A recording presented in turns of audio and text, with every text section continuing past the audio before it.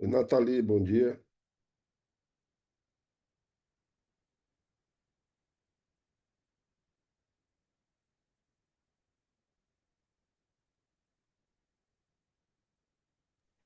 Bom dia, Walter. Tudo bem? Tudo bom? Deixa eu te perguntar uma coisa. Tu é o moderador da sala? Não, eu vou apresentar, é porque eu aproveitei que não tinha ninguém para testar aqui o. Tá, é porque eu tô com problema. Meu aluno que vai apresentar, ele não está conseguindo fazer o login. E aí nós estamos bem desesperados desde as 7:30 da manhã aqui tentando entrar na plataforma com ele. Aí eu estou Eita, esperando o moderador entrar para ver se a gente consegue. Ainda bem que ele é o terceiro a apresentar, até lá dá tempo da gente conseguir resolver. mas será que o login e senha dele está normal? Então, tá dando problema nessa questão, mas ele tinha já deixado salvo, ou seja, Uhum, era para entrar automático já, né? Mas ele não uhum. tá conseguindo, já mudou, já redirecionou senha. Deixa eu só te perguntar, minha apresentação está parecendo normal Tá, aí? tá Tá? aparecendo para mim. Aham, Ah, legal, só certinho. porque. Deixa eu interromper aqui. Saiu, né? Isso. Saiu, Aí né? eu ia ver quem é o moderador para tentar conversar. Eu ia olhar agora lá na página.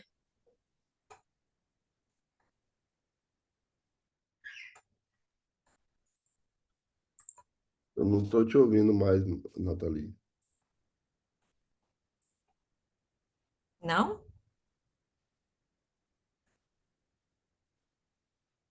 Me ouve agora? Não.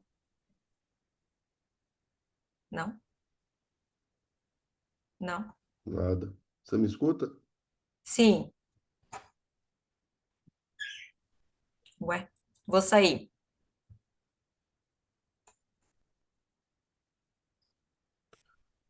Mas fala para seu aluno tentar gera, restaurar a senha dele lá no site do SEMEAD, primeiramente. Como se ele tivesse esquecido a senha, vai gerar uma nova senha, pede para ele fazer esse processo rapidinho, talvez funcione.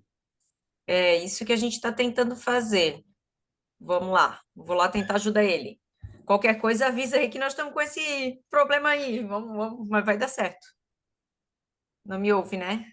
Nada, nada. Aí.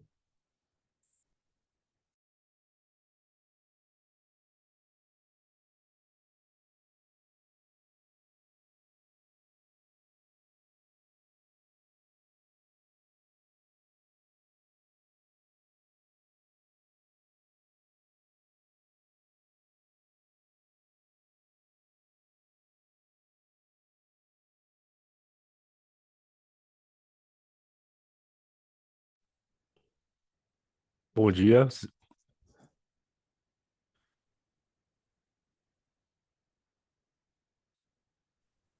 Bom dia.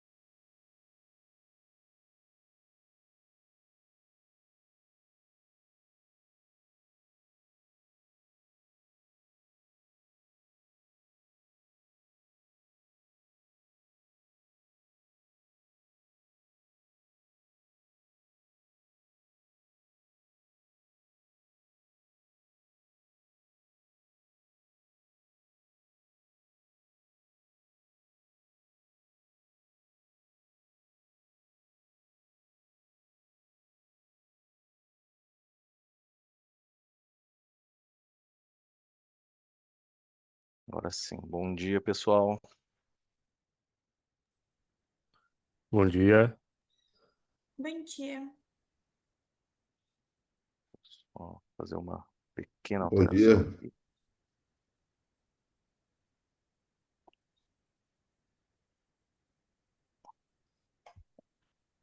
O João Paulo já participou do Emprádio, não foi, João? Deixa eu só ver aqui, porque tá tampando aqui. Ah, o Walter, E aí, meu amigo? tudo bem? Bem que Tudo por eu tava aqui. vendo aqui o trabalho aqui, falei, esse trabalho aqui ó, foi no EGEM. Foi no EGEM que nós nos encontramos. Foi, Falei, eu acho que eu já li esse trabalho aqui. foi. Como ele não estava identificado, eu pensei, ah, deve ser o que pouquíssimas pessoas falam sobre imagem institucional, né? Falei, deve ser o É, pessoal é do Piauí, não, né? Do Piauí, não. Da onde? De Porto Velho, Rondônia. Porto Rondônia, isso, Rondônia. É. É o mesmo trabalho, é que eu entrei como eu tinha inscrito nos dois eventos, foi aprovado, eu Uhum, entrei com um pedido lá junto à coordenação do EGEM, para não publicação dele nos anais, para eu poder uhum, participar do SEMEAD, o pessoal acolheu bem. Então, estou aproveitando aqui o SEMEAD, que é um evento também de qualidade, né? claro, claro que sim. É bom revê-lo, amigo. É bom também, daqui um pouquinho, esperar nossa moderação entrar aqui. Hoje eu estou como assessor da sala e A já já Nathalie, iniciamos. a Nathalie estava falando aqui que o aluno dela estava com dificuldade de acessar. Se você puder dar um suporte para ela. Posso sim. Oi, bom dia, João. Tudo bem? Tá me Bom ouvindo? dia, Natália. Tô Bom ouvindo bem, dia. pois não. Então, eu tô com esse pequeno probleminha. A gente está desde as 7h30 tentando Uhum. acessar ali o meu aluno, né? O login dele, já tentou restaurar, já mandou um WhatsApp, já mandou um e-mail lá para a organização. E tá dando erro no login, mesmo ele restaurando, mesmo ele criando uma nova senha. O que que a gente poderia fazer para ele entrar? Tem algum link que ele conseguiria acessar para apresentar? Deixa eu ver aqui se a gente consegue enviar o link da sala para ele. Deixa eu ver aqui se eu consigo gerar o link.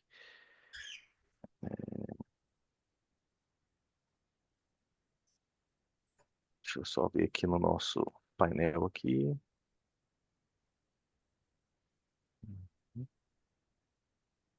Pessoal, só uma dúvida. Sim, Pedro, Oi, pois bom não. dia.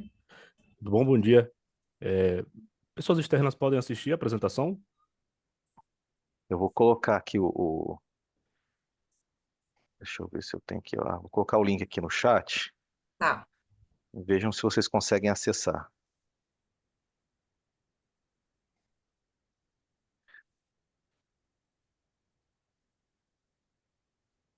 Um minutinho só.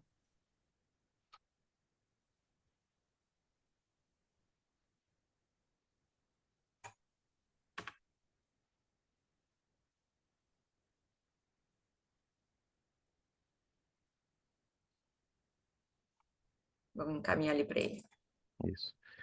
Não sei respondendo Pedro e também a professora aqui, Nathalie, não sei se vão conseguir acessar pelo link, né? Porque vocês perceberam que o ingresso ele é via o SEMEAD, né? O portal do SEMEAD, né? Então, pode ser que esse link aqui não funcione, mas vamos testar em todo caso, né? Ele tentou entrar pelo SEMEAD? Isso. Ele está tentando e aparece sempre que dá um erro ali no login dele. Uhum. Então, ele já redirecionou senha, ele já fez uma nova senha, mas mesmo assim ainda está bloqueando ele para entrar. Ele não consegue acessar naquela área, na área do autor. Não, na hora que ele vai entrar no site do SEMIAD, que daí aparece lá, né, para ele Um colocar o login e login e a senha. senha, ele até já tinha deixado salvo automático, Uhum. e mesmo assim ele não tá direcionando ele para entrar, não está autorizando ele a entrar. Ai, que estranho. Bom, vamos tentar É, aqui pelo link aqui. Qualquer coisa eu tento ver com a coordenação aqui que pode ser feito. certo, Deixa eu ver. tá ok. Nathalie, ele Deixa eu tentou só. outras plataformas, celular, outro aparelho.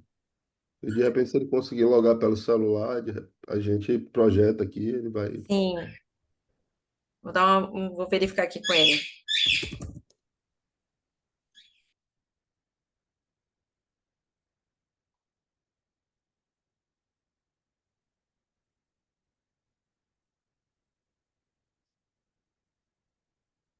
Vamos ver aqui.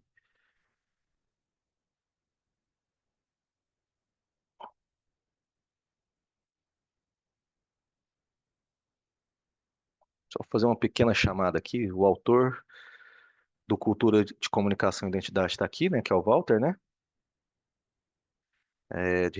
De recém-chegado ao olho do furacão, gerenciamento de impressões em situações de crise. Quem é o autor? É a Maraim? Bom dia. Sim, eu e o Paulo. Ok. Soft skills em jogo. Sou É eu o e o Da Gedielson, mas aí qualquer coisa, se precisar, João, coloca ele por último lá para a gente ir tentando fazer tá, ele entrar. tá, ok. E o trabalho entre a tendência e a prudência deve ser possivelmente o Pedro, né? Isso. Isso. Porque está na outra telinha aqui. Muito bem, pessoal. Então são É, 8 ele... horas da manhã. Vou Uhum. dar inicialmente aqui bom dia a todos vocês novamente, né? Agradecer a todos aqui pela participação no 28º SEMEAD. Nós estamos aqui na sala 12, né? Na sessão de apresentação de trabalhos online número 4. E em breve, muito em breve, estaremos aqui iniciando o processo de apresentação dos trabalhos que estão inscritos nesta sessão. Eu vou colocar aqui no chat também um link para que vocês possam avaliar como foi, né, os trabalhos, né, como aconteceram os trabalhos dessa sessão. Então, peço por gentileza, assim que nós terminarmos aqui, vocês possam fazer, por gentileza, essa avaliação para que a organização possa, né, melhorar cada vez mais essa estrutura, né, de comunicação e, claro, né, de é, apresentações online que, de uma forma ou de outra, na minha opinião, acabam que, por facilitar, né, a participação de pessoas, né, como eu, por exemplo, e vocês nesse evento, né, que de outro modo talvez não poderiam estar presentes, né, em São Paulo por uma série de fatores. Deixa eu só aguardar mais um pouquinho aqui, que estamos aqui nessa sala, aqui, eu enquanto assessor da sala, e a, a moderação ela vai ser feita por Flávia Freitas, né? Mas me parece que ainda não está na sala. Ah, está conectando agora. Está entrando. Só... Oi, João. Assim, ó, conversei com ele, ele não consegue nem pelo celular, né, o Gedielson. Ah, Tem algum canal de comunicação, assim, rápido que a gente conseguiria falar com a organização? deixa eu só ver aqui. Eu Tá, tô com o WhatsApp deles aqui também. tá. Bom dia, pessoal. Bom dia, Oi, Flávia. oi, Flávia, bom Desculpa dia. aí chegar assim, a internet aqui em casa não está funcionando, eu estou roteando pelo celular, meu Uhum. computador. Foi na emoção, mas eu consegui entrar aqui. Não, não se preocupe, professora. A gente acabamos de iniciar os trabalhos aqui. Estava fazendo a chamada aqui dos artigos que vão participar. Tá? Então, acabou de entrar aqui a moderadora da sessão, né, que vai ser a professora Flávia Freitas, das Faculdades Integradas Hélio Afonso, famosa Faculdade Faixa, ou Fátia, Baixa isso. isso. Então, a professora, nós vamos ter nessa sessão 4 trabalhos, né? É, a forma como nós estamos organizando a moderação, né? É da seguinte forma, né? As pessoas, os apresentadores terão 10 minutos, né, para realizar a exposição dos seus trabalhos, né? Com um leve chorinho, né, se precisar, mas eu avisarei quando tiver terminando o tempo. E após a apresentação do trabalho, nós abrimos também para 10 minutinhos de contribuições, né, dos colegas e principalmente da moderação que aqui está, né? Podemos trabalhar dessa forma, professor? Claro, claro, tá ótimo. Perfeito, então. Então, vamos iniciar aqui, que aí, enquanto isso, enquanto o Walter faz sua exposição, eu vejo aqui a conexão do aluno da professora Nathalie, né? Ô, João, Pode. até ele me Ah, perguntou assim, ó, desculpa interromper, mas uhum, se tem como gerar um link, de repente, um convite para a sala do Zoom, sem ter que passar, de repente, pelo SEMEAD, para ver se ele uhum. consegue. Tá, eu vou verificar. Eu vou colocar meu Tá, telefone aqui, professor, aí ok, no chat também, aí a gente vai conversando pelo telefone, tá? tá ok. Muito Deixa obrigada, eu só viu? colocar aqui. Boa apresentação, Walter. Grado, só um momentinho que eu estou procurando vocês aqui. Vocês estão vendo minha tela? Sim, Tá, vamos lá.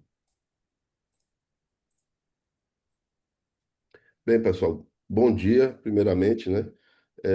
Venho aqui apresentar o meu caso de ensino.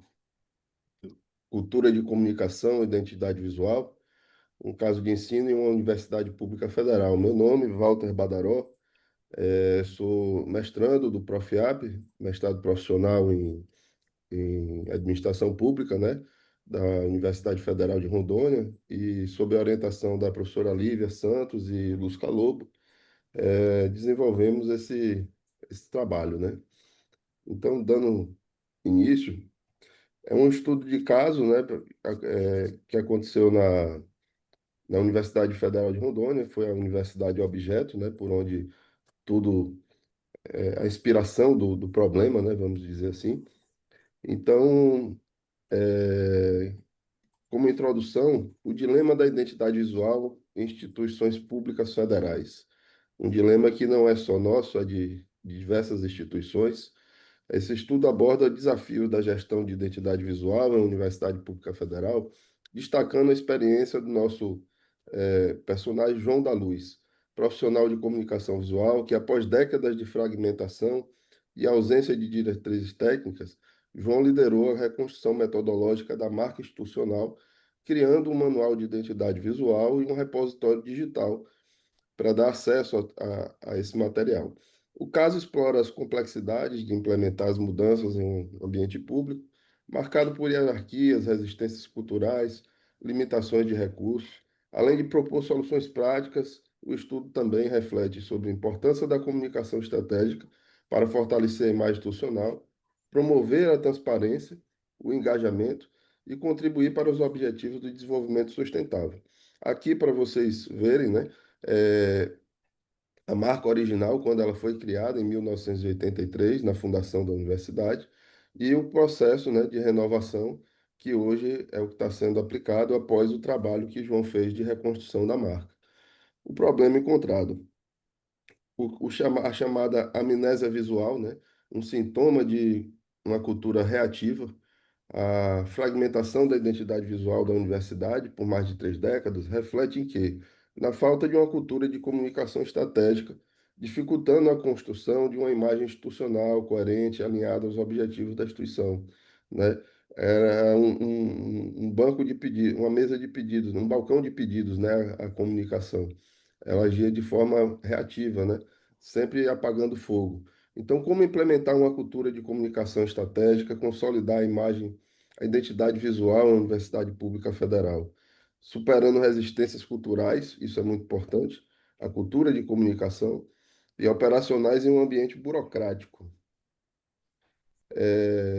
Ainda nessa análise aqui do problema da amnésia visual, né, como sintoma da cultura reativa, o detalhe desse problema. A marca da universidade foi criada em 83, publicada por mais de 40 anos, sem um manual de identidade, né, ou seja, sem algo que desse uma fidedignidade à sua estrutura, aos seus princípios. Incontáveis versões diferentes foram geradas, gerando uma deriva visual institucional dessa imagem da instituição. Consequência disso, né? Comprometimento da coerência e percepção da imagem, confusão para os públicos internos e externos, e uma assessoria de comunicação vista meramente como operacional e reativa, como já falado. Então, como adentrando no nosso caso de ensino, o manual de identidade visual como pilar de consistência, né? Início da solução aconteceu em 2014, quando João da Luz, com 3 décadas de experiência no mercado publicitário, design, formação sólida em comunicação visual, iniciou uma arqueologia visual para resgatar e reconstruir a marca original da universidade.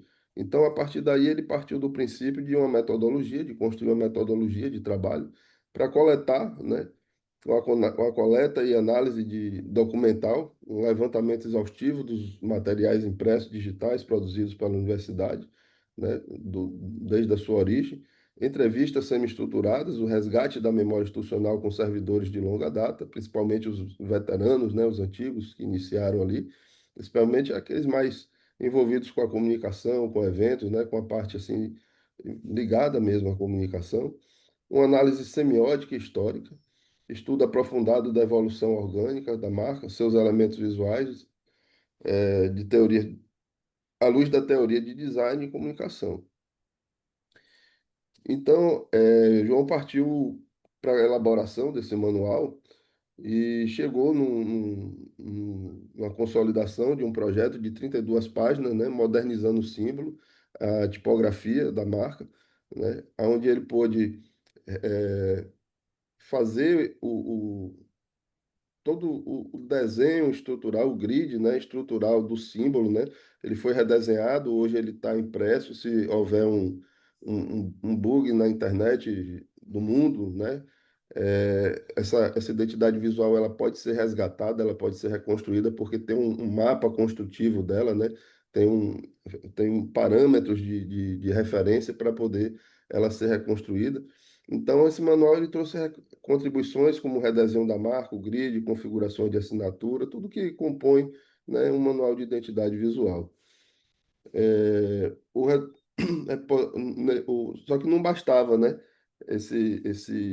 essa construção desse manual. Precisava também ele estar em algum lugar, ele estar acessível.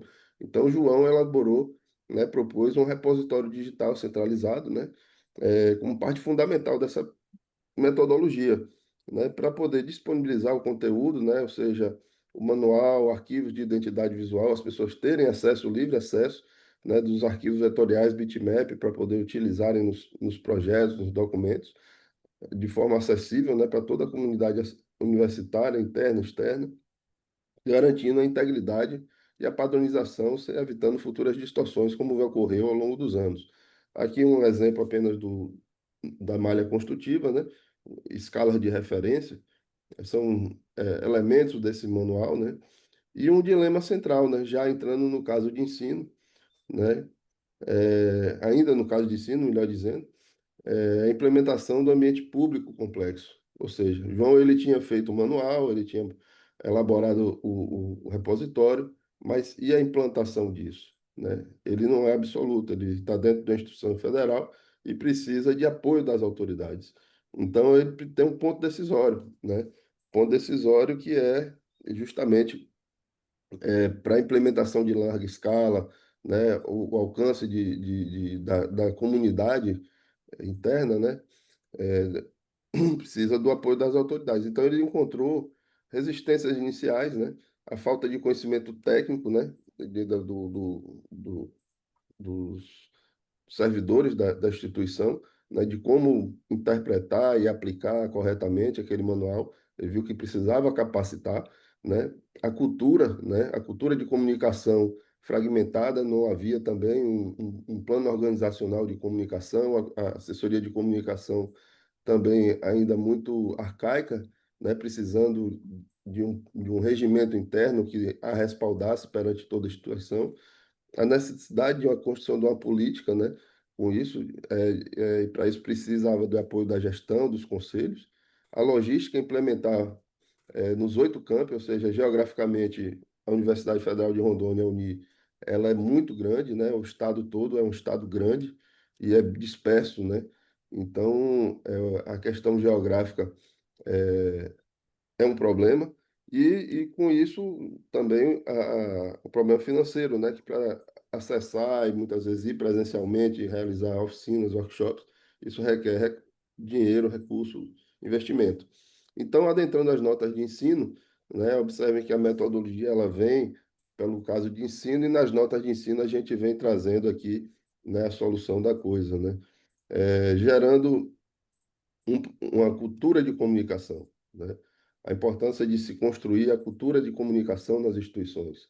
Uma comunicação interna proativa, ou seja, a gente transformar, né, todo esse projeto, esse trabalho, ele visa transformar uma comunicação que era reativa, né, simplesmente atendia demandas emergenciais, para uma comunicação proativa, que propõe ações, que propõe, né, está sempre um passo à frente, propondo iniciativas em comunicação que venha fortalecer a imagem institucional da universidade, né? Fomentando um diálogo e alinhar objetivos, né?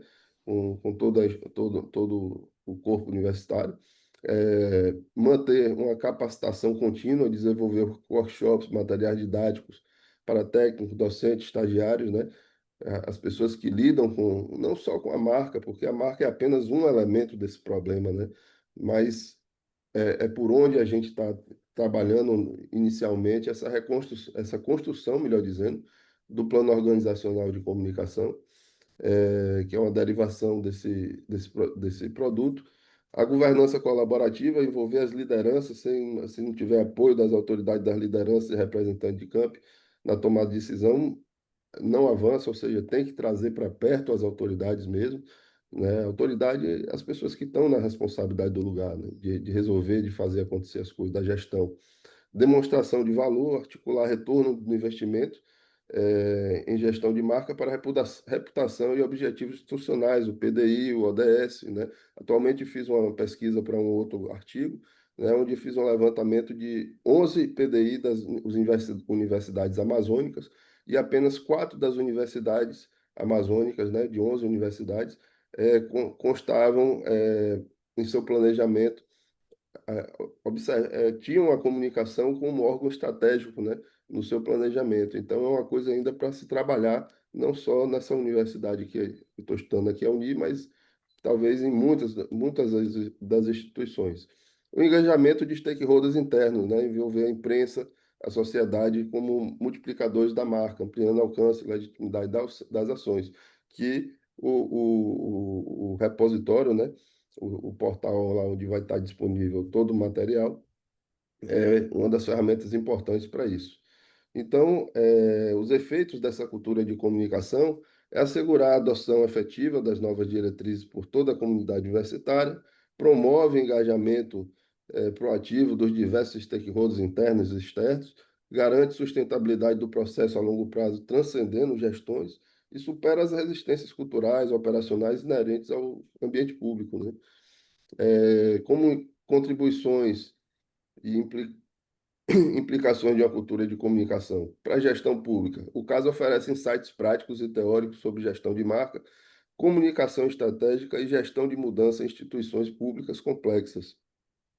Para a comunicação institucional, destaca a necessidade urgente de desenvolver uma cultura de comunicação estratégica que promova transparência, diálogo, alinhamento entre todos os públicos, ou seja, a palavra-chave da coisa aqui, estabelecer uma cultura de comunicação na instituição, né? Isso é muito fomentador, né, do diálogo, desse movimento de trabalhar a comunicação como uma ferramenta estratégica, trazendo o quê? Boas práticas para a instituição, fortalecendo a sua imagem, né? Como um pilar de consistência, né? Essas propostas, elas principiam um novo framework gerencial, como eu falei, que é o plano de organização comunicacional, né? O regimento da assessoria de comunicação, e visa fortalecer essa assessoria de comunicação, né? Alinhando com os princípios de governança, contribuindo para os objetivos de desenvolvimento sustentável, né? Da ONU, da Agenda 2030, especialmente nos itens 4, educação e qualidade, paz e justiça nas instituições eficazes, item 16, e parcerias e meios de implementação no tópico 17, né, dos objetivos. Então, algumas das minhas referências biográficas, né, constam no artigo, vocês podem acessar e tiver acesso. E estou aqui à disposição de vocês para algum esclarecimento e receber também contribuições. Muito bem, Walter. Muito obrigado pela apresentação. Né? Uma apresentação, eu já tinha visto ela, como eu disse, né? Já havia moderado ela numa outra sessão aqui, num outro evento, né? Então, é uma história que eu já conheço e partilho, né, desse caso, né? Eu acho que é um caso que vai trazer muitas possibilidades, né, para os alunos poderem ver, né, as resistências, as dificuldades e, claro, as importâncias que existem dentro do serviço público, né, principalmente na gestão da marca, tá? Eu vou abrir então para as pessoas poderem fazer a contribuição. Em seguida, entrego para a professora Flávia, né, fazer também as suas contribuições ao trabalho para a melhoria dos mesmos, tá? Alguém quer fazer alguma contribuição? Maraim, Pedro, e quem mais está aqui? Paulo César, Nathalie, professora.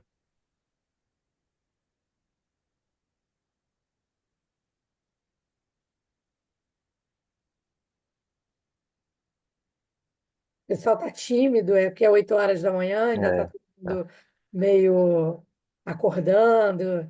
Acho que o pessoal é, vai. Eu vou começando a falar então, fique à vontade, e professora. aí E aí, o pessoal, fiquem à vontade para contribuírem juntos, discordarem, concordarem, enfim.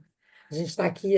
Eu acho que esse é sempre um objetivo quando a gente está num congresso, é a gente ser bastante generoso com os colegas que submeteram o trabalho, para a gente passar sugestões, tudo isso, porque todo o trabalho que a gente traz para um congresso ele é um work in progress, né?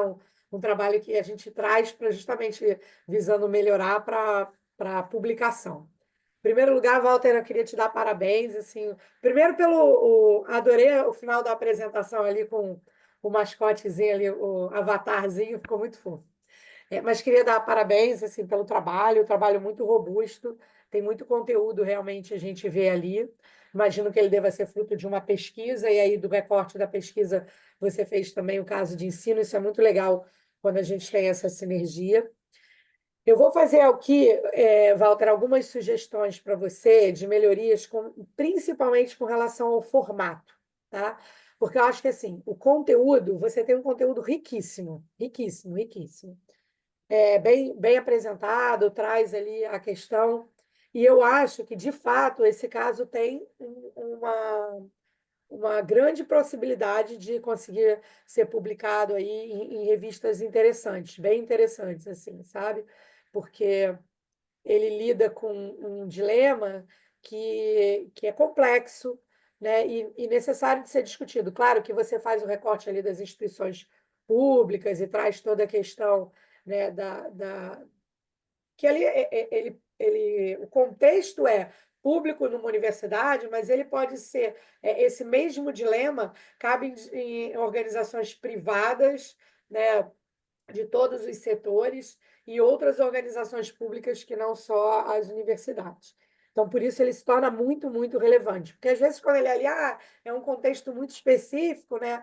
Aí a gente fica, quem é que vai querer discutir só quem é gestor de uma universidade pública? Não, não é o caso. Acho que aqui é realmente, quando a gente fala, o contexto para um dilema que é realmente muito abrangente. Então, eu vou começar assim, o caso de ensino, ele tem como estrutura, uma estrutura bem definida, tá? Ele tem uma abertura e uma sessão de abertura e uma sessão de fechamento que tem como principal objetivos engajar o aluno a se colocar no papel do tomador de decisão, tá? E mostrar o dilema. Então, por exemplo, não é indicado começar a introdução como o que você colocou, assim, quase que porque a gente tem um viés muito grande de como escreve artigo, né? Então, a gente começa colocando qual é o tema, então você começa a ler, toda marca como organismo vivo. Não. A gente começa um caso de ensino apresentando o protagonista, que você tem bem definido, que é o João da Luz. Então, João da Luz estava numa manhã, é sempre assim que começa um caso, tá? João da Luz estava numa manhã ensolarada, na sua sala, preocupado com o problema que ele. E aí a gente apresenta na introdução quem é o protagonista, qual é a organização, a data e o local da onde o caso se passa, tá? Aí a gente tem todo o miolo do caso em que a gente vai que tá exatamente o que você botou ali, é detalhar todas as informações do contexto que está se apresentando. Aí a gente retoma no parágrafo de encerramento a voz do protagonista no mesmo momento do dilema lá da introdução, porque às vezes os casos têm um problema que ele vai apresentando assim, na introdução um momento cronológico e lá no fechamento do caso outro momento cronológico. O aluno fica perdido, porque ele pensa assim, o meu dilema é desse início, o meu dilema é do final. Não, o momento cronológico de início, de abertura e de fechamento do caso é o mesmo. Então você vai retomar o dilema dando algumas vezes um temperinho mais de mostrar assim qual é a urgência e a importância daquele dilema. Por exemplo, assim, por que uma faculdade que nunca teve um manual de identidade própria, que nunca teve, agora vai precisar? Então, em geral, se coloca um problema que está acontecendo, alguém que copiou uma imagem, enfim. Com certeza ali você tem algum contexto que diz assim, cara, meu amigo, sacode que a gente precisa mudar agora, porque se não mudar agora tá ficando tarde ou mostrar assim, uma importância grande. Então, essa estrutura precisa ser melhor organizada, tá? Você tem o protagonista sendo apresentado, você tem quem é a organização, você tem ali o local, você tem ali mais ou menos o momento em que isso acontece, mas acho que isso precisa estar melhor organizado, tá? Eu sempre indico um livrinho que tem da Reist, eu vou pegar aqui depois no próximo, e aí já passo aqui para todo mundo, que é um livrinho Como Escrever Casos de Ensino, que eu gosto muito, além do livro do professor Nielsen, que tem. Eu vou botar as duas referências depois aqui para todo mundo, que é um livro também que generosamente ele coloca aberto na internet, qualquer um tem acesso, é um PDF, um livro bem legal que ele fez não tem muito tempo, que são referências legais para todo mundo aqui, né, olhar assim, tem dúvida. E outra dica que eu dou é pegar casos, principalmente, por exemplo, na RAC, que são bons casos de ensino, ou até os casos do Congresso mesmo, que estão estruturados, e entender qual é a estrutura dele, sabe? Igual a gente faz com o artigo mesmo, que a gente fala, um artigo ele introduz assim, depois ele problematiza, depois ele entrega. O caso ele tem uma estrutura própria, tá? E aí eu, de fato, Walter, assim, eu tô trazendo esse ponto porque você tem uma riqueza de dados, um contexto, aquilo que eu falei no início, que realmente vale para a publicação desse caso, sabe? Eu acho que esse caso ele pode ser publicado em revistas bacanas, e eu até falo assim, gente, às vezes a gente passa anos para fazer um bom artigo. O caso, quando a gente tem um tema interessante como esse, dá muito menos trabalho e dá a mesma pontuação que um artigo que dá um trabalho danado. Porque o caso, diferente do artigo, que você tem ali um trabalho, um recorte muito maior, o caso ele precisa de um contexto interessante e está dentro de um dilema que tenha relevância para ser discutido. E essas duas coisas você tem, tá? Então, eu de verdade te aconselharia a fazer esse ajuste. E aí, duas outras dicas rápidas durante a descrição do caso, você vai ali colocando quais são as dimensões do dilema, sabe? Do dilema da identidade, tudo isso. Entrega isso menos de mão beijada. Tenta trazer, mesmo que de forma fictícia, alguns diálogos. O caso ele é mais leve que um artigo científico, sabe? Ele tem meio que a pegada de retratar uma história mesmo. Ele é meio que uma novela, muito mais do que um artigo científico. Então, de você trazer assim, fulano estava preocupado com isso, estava preocupado com aquilo, que aí esse recorte dos dilemas pode ser feito e entendido a partir da análise indutiva do caso. Agora, o resto ali, eu acho que em termos de conteúdo está muito rico, eu acho que só atraria mais essas tensões, ele debatendo, ele saindo chateado de uma reunião, alguém dando um feedback para ele. Pode criar ali personagens e antagonistas, mesmo que com nomes um pouco inventados. O caso, ele não tem essa necessidade de ser tão fiel quanto um artigo. Claro, você não vai inventar conteúdos, você não vai inventar situações que aconteceram, mas criar nuances, sabe? Assim, eu quando fui fazer as entrevistas não tinha ali de cara um antagonista. Você pode pegar tudo que ele relatou como sendo as dificuldades e criar personagens ali antagonistas. Isso não tem problema num caso, tá? E aí, minha última dica é com relação ao objetivo de aprendizagem. Todos os que você botou ali são muito relevantes. Mas você concorda, como professor, que eles fazem parte de matérias e aulas muito diferentes? Uma aula que você discute branding é uma aula muito diferente do que você discute gestão da mudança?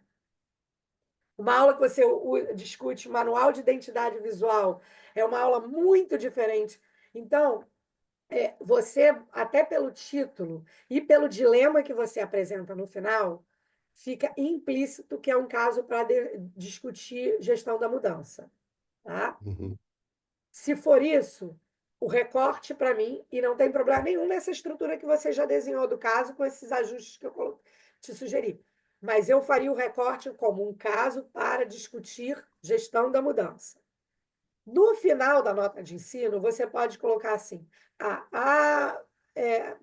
de acordo com o desejo do professor, esse caso também pode ser discutido numa aula de branding sobre os desafios da implementação de uma identidade ou de um, né, um manual de identidade, tudo isso.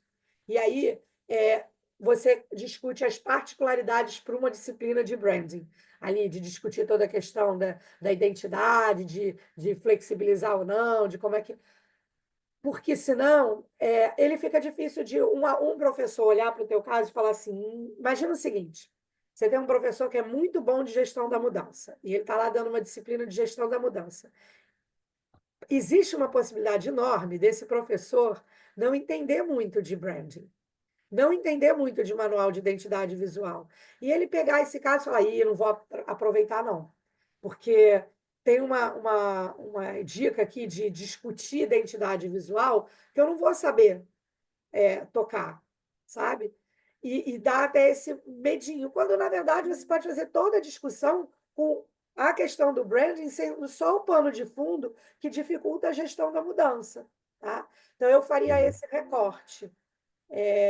Porque eu sempre, essa é uma dica genérica que fica aqui para todo mundo, eu sempre falo assim, quando a gente for definir o objetivo de aprendizagem, a gente pensa assim, em que sessão, em qual aula, né? Quando eu falo sessão aqui, em qual aula, de qual curso meu eu daria esse caso?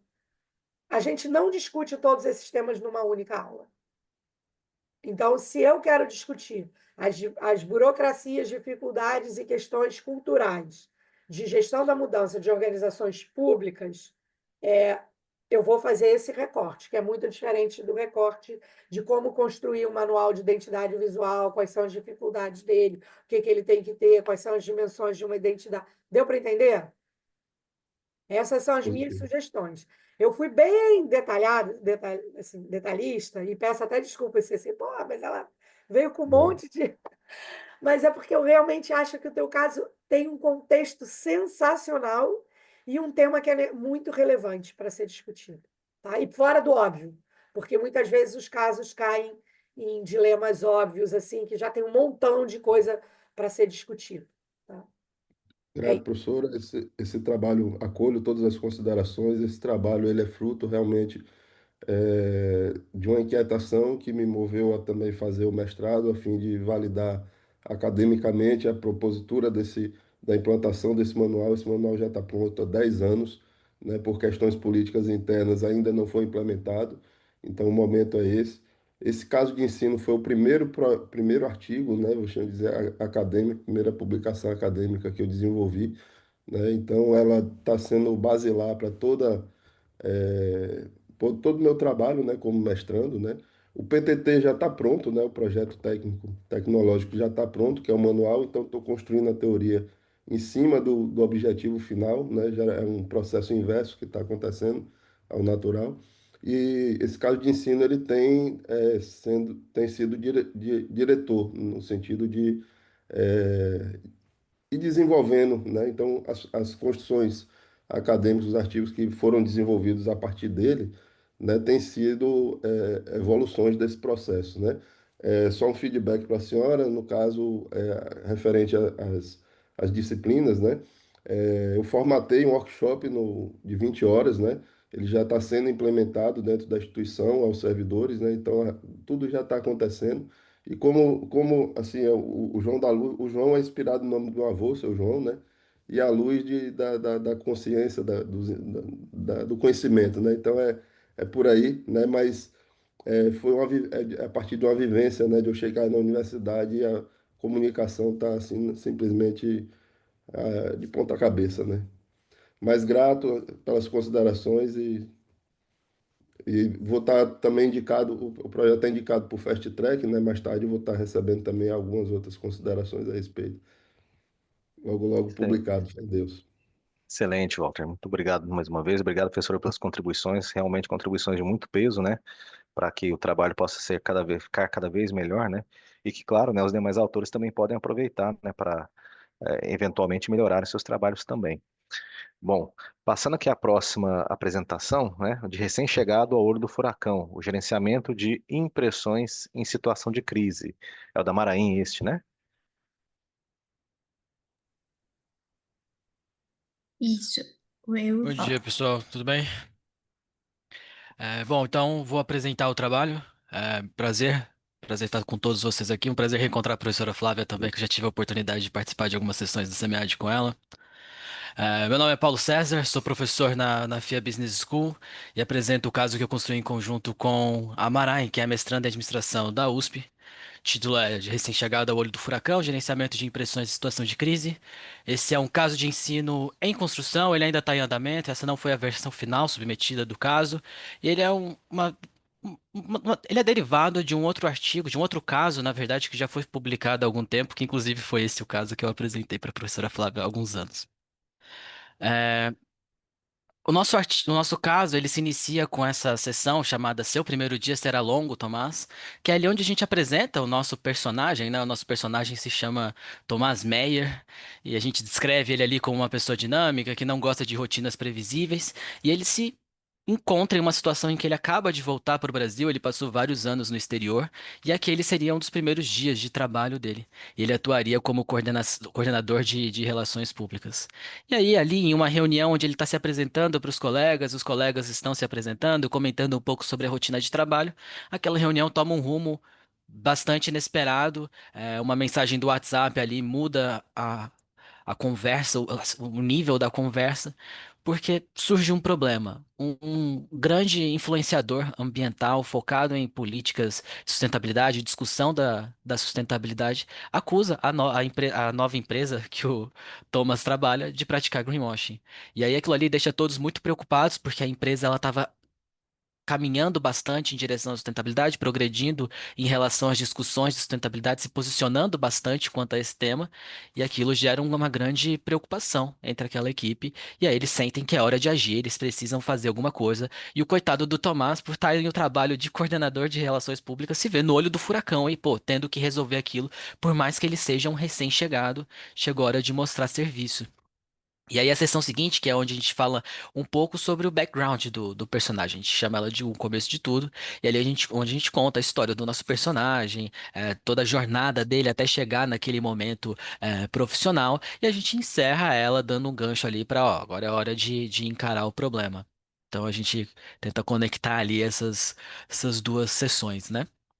Então, da parte narrativa, assim, isso era mais ou menos o que eu tinha para comentar. E aí, em relação às notas de ensino, a gente entende que esse é um caso com um público-alvo bem específico, que são as turmas de graduação em administração e áreas correlatas. Eu não entendo que esse caso seja para nível de pós-graduação. E a gente pensa que as disciplinas para abordar esse caso sejam aquelas que tratem do gerenciamento de impressões, que é o foco central, o foco teórico desse caso. Então, comportamento organizacional também, de teoria geral da administração e introdução à administração, são aquelas disciplinas gerais que podem passar por esse tema. Mas a gente também enxerga uma potencial utilização do caso em disciplinas de temática socioambiental, justamente por tratar sobre greenwashing, mas a gente precisaria fazer alguns ajustes na abordagem, tanto teórica quanto prática, nas questões estruturadas. Então, os objetivos do caso são aplicar estratégias defensivas de gerenciamento de impressões ao cenário narrado, promovendo a discussão entre estudantes sobre as ações da organização, seu impacto ambiental, eventuais prejuízos e estratégias de reparação. A ideia ali é integrar a teoria e a prática e desenvolver competências de comunicação, pensamento crítico, analítico, enfim. O nosso caso ele surge a partir de uma combinação entre elementos fictícios e dados secundários reais. Então, ah, ele é um personagem fictício, a situação vivida por ele ali não corresponde à realidade. A gente também optou por não citar nominalmente nenhuma empresa, enfim, seguir uma parte mais imaginária, apesar de ter algumas situações semelhantes a essas que já aconteceram, mas a gente não destaca nenhuma empresa em específico. Ah, então, como eu comentei, a nossa parte teórica ela está estruturada no conceito de gerenciamento de impressões, mas principalmente nas táticas defensivas de gerenciamento de impressões. Aqui eu coloco algumas definições teóricas que incorporaram ali a nossa âncora teórica do caso, mas principalmente aqui à direita, as táticas de gerenciamento de impressões defensivas. Aqui foi uma coletânea de alguns autores. Aqui são as táticas em que eles destacam. As principais e como elas acontecem, ou como elas são praticadas. E aí a ideia é que esses alunos façam o caso depois de uma aula em que o professor apresente as estratégias tanto assertivas quanto defensivas de gerenciamento de impressões, e aí possam, a partir dessas estratégias, definir qual seria a ação ou a melhor forma possível de que o Tomás ali conduza as ações da companhia. Aqui a gente propõe 4 possíveis tarefas, ou melhor, 4 perguntas para que os alunos realizem em sala de aula depois da leitura do caso. Então, a primeira é: considerando o cenário narrado, qual tipo de estratégia de gerenciamento de impressão deve ser adotada pela organização, assertiva ou defensiva? Apesar da defensiva aparecer ali no objetivo, a gente achou que poderia ser interessante perguntar as duas, e as duas aparecem na parte teórica do caso. No caso, as assertivas também poderiam ser utilizadas nessa situação. Eh, Considerando a necessidade da organização de controle da situação vivenciada e reparação do prejuízo gerado à reputação, qual deve ser a estratégia de gerenciamento defensiva adotada por Tomás? Quais estratégias deveriam ser evitadas? Então, aqui que, que aí o grupo acharia que não faria sentido naquele momento. E como o personagem deveria estruturar as estratégias de gerenciamento de impressões da empresa, não apenas no curto prazo, mas também no médio e no longo prazo, indicando ali o que pode ser feito. Para potencializar a imagem da companhia no futuro.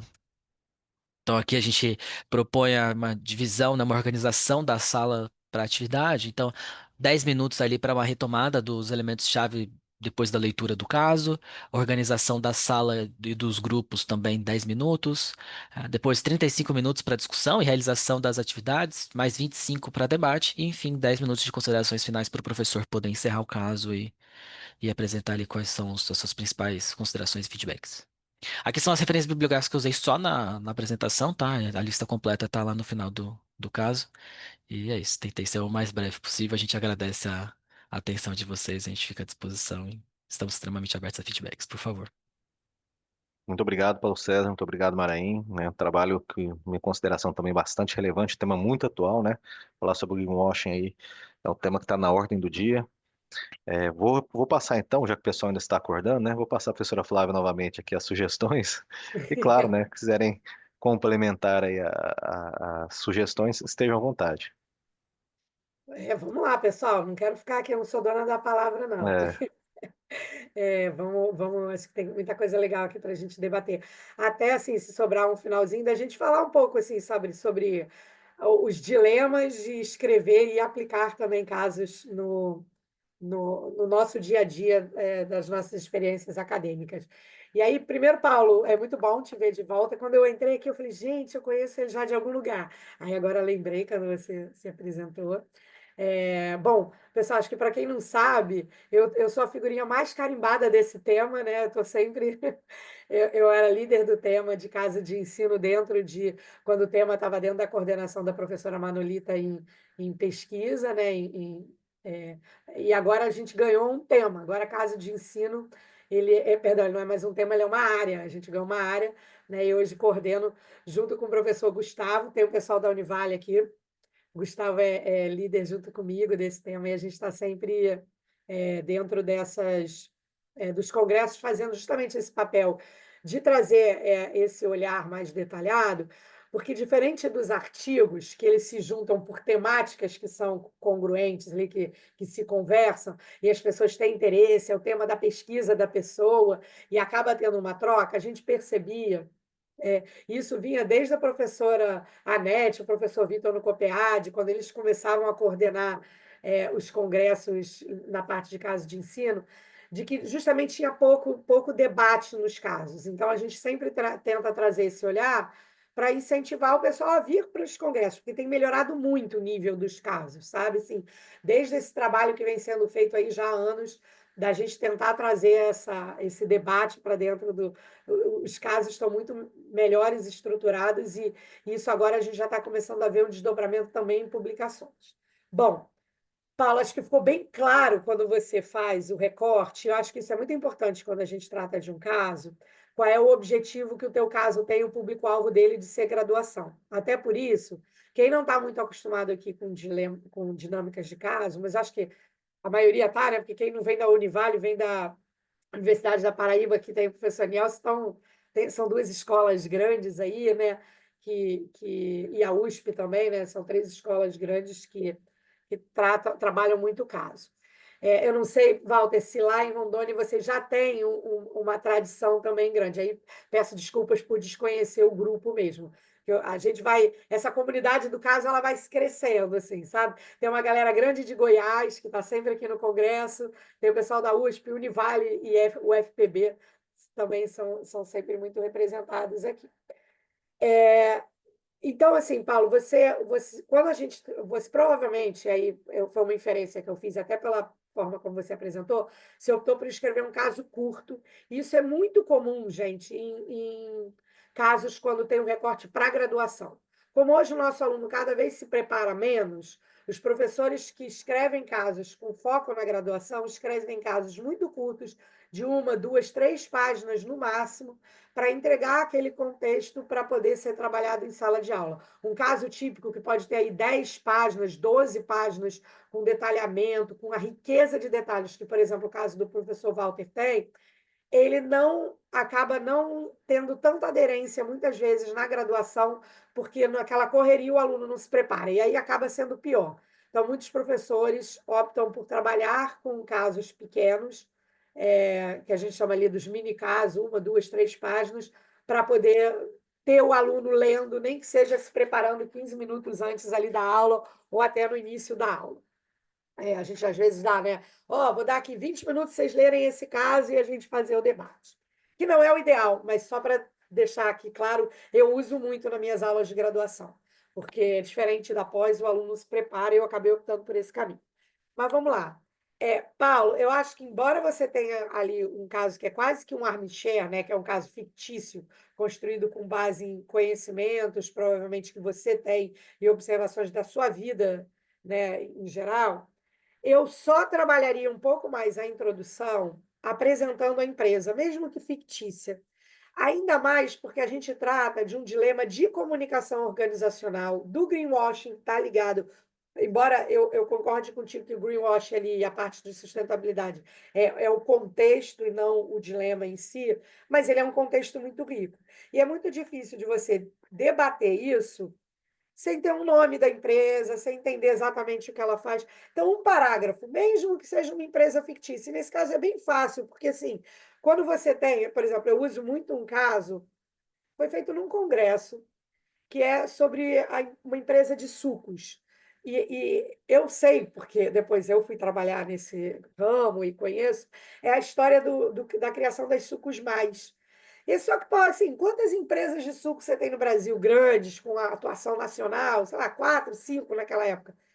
Empresas de gestão de imóveis, você tem milhares, assim, muitas. Então, você vai criar ali a empresa fictícia, não tem nenhum risco do aluno falar, eu sei, a empresa A, B ou C. Mas eu acho que ela cria um contexto que é interessante para o aluno entender aonde ele está, tá? Quem é ele. Porque, no caso, é isso, o aluno se coloca no lugar do protagonista. E o teu protagonista está muito bem desenhado, o início do caso, né, apresentando ele, né, o Tomás, ele está chegando, ele está vivendo isso e o dilema. Tá?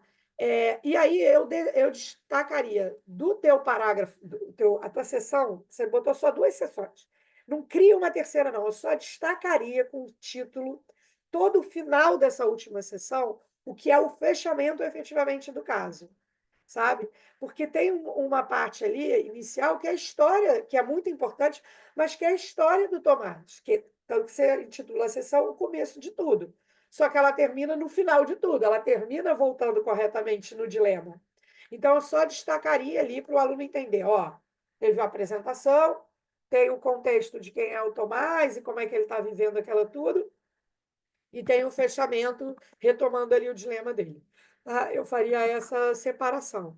Eu acho que, de resto, assim, você já aplicou esse caso em sala de aula? Ou alguém já aplicou? Você viu já ele sendo aplicado? Não, esse não. Esse ele é bem recente, a gente Tá. não teve oportunidade de aplicar. Esse ainda não. Então, era isso que eu ia falar. Assim, minha sugestão é aplicar ele antes de submeter para alguma. Você mesmo falou que que ele já tem versões novas entre lançar no Congresso e esse momento. Eu aplicaria ele antes até de perder esforço refazendo, melhorando ele, porque quando a gente aplica, e essa é uma sugestão para todo mundo, tá, pessoal? Não submetam para um journal, Para o Congresso pode, o Congresso, de novo, é um work in progress. Mas não submetam para um journal sem aplicar. Porque a gente, por mais experiência que a gente tenha com o caso, a gente imagina uma coisa. Quando a gente coloca na sala de aula, ele ganha uma vida nova. Ele ganha contextos que a gente nem tinha pensado em discutir, ele ganha nuances, ele fica claro as lacunas na descrição do caso, e eu preciso trazer mais informação sobre isso. Por exemplo, eu costumo, por conta dessa coisa de trabalhar para a graduação casos curtos, pegar casos grandes, originais, e fazer recortes para o caso curto. E aí penso, pô, o caso está aqui bem direitinho. Quando eu vou aplicar, aí eu descobri, ficou faltando eu falar isso, sabe? Então, assim, a gente acha que vai funcionar de um jeito. Na hora que a gente aplica, a gente aprende muito. E aí eu acho que eu aplicaria, e aí já acho que você tem um caso bem legal também aí para submeter, também bem necessário, né, por conta desse recorte de mini casos interessantes para dinâmicas de discutir matérias triviais dali da administração. Então, tem digamos assim, se a gente comparar com o do Walter, ele é menos um dilema e um contexto menos uó, mas também muito necessário, porque, cara, todos os nossos alunos de graduação têm que estudar isso. Tá? Então, ele seria muito aplicável. Bacana, professora, muito obrigado pelo teu feedback. Eu concordo realmente com tudo que você disse. Essa questão do o começo de tudo, realmente a gente já tinha notado, a gente falou, putz, agora que a gente já submeteu, vamos deixar passar, mas com certeza era uma das coisas que a gente tinha que corrigir. E na verdade, essa abordagem por apresentar uma empresa fictícia, ela surgiu até, na verdade, da primeira experiência que eu tive publicando um caso, que era um caso mais crítico, que também falava sobre greenwashing, mas aí sim, uma parte totalmente ambiental, não era sobre gerenciamento de impressões, que tratava sobre a Coca-Cola. E aí Eu eu me vi lembro numa. disso. Eu Então, lembro que eu até te falei que eu ia te botar em contato com o pessoal da Coca-Cola para a gente. exatamente. E aí eu fiquei naquela dificuldade de, pô, como que eu vou publicar esse caso? Acabou que deu certo, acabou saindo, eu publiquei.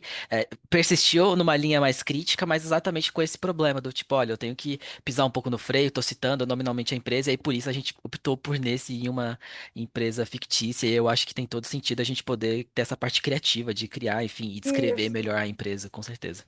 tá bom? Obrigado. Não, só complementando o que o senhor comentou, o Paulo. Paulo está, inclusive, como suplente aqui na sessão, né? É Assessor isso aí. suplente, né? Se eu precisar sair correndo, você assume aqui, viu, Paulo? Acho que essa questão de citar, né, reportagens de jornais, né, publicações, né, acho que é muito importante também para não se situar, né? Ainda que você tenha comentado na sua fala, eu citei nominalmente a Coca-Cola. Não, você não citou, você usou uma fonte secundária, né, uma notícia de jornal, uma outra fonte, da qual, né, essa empresa foi nominalmente citada, né? Então acho que também é importante isso, né? Mas é claro, aí entra aquela dualidade, talvez a professora vai até discutir mais ao final, né? Do caminho que o caso está indo, né? O caminho está indo para aplicação em sala de aula, para publicação, publicação exige um formato específico, né? Enfim, são vários dilemas também, que pode gerar até um outro caso, né? Que nós temos também que lidar para que esse trabalho fique consolidado, né? Alguém mais quer fazer alguma colocação, contribuição? Ou posso chamar já o próximo trabalho? Tranquilos? Muito bem, então, obrigado então, Paulo, obrigado, Maraim, mais uma vez, pelo trabalho que vocês fizeram. Chamando agora, né, o próximo trabalho, que é se não estiver enganado, o trabalho do Gedielson, da professora Nathalie, né? Que é deixa eu ver aqui novamente minha listinha, Soft Skills em Jogo, a missão de escolher o líder ideal, é este, né? Isso mesmo. Então, Bom fique à dia. vontade, Gedielson. Ok, compartilhar a tela. Isto.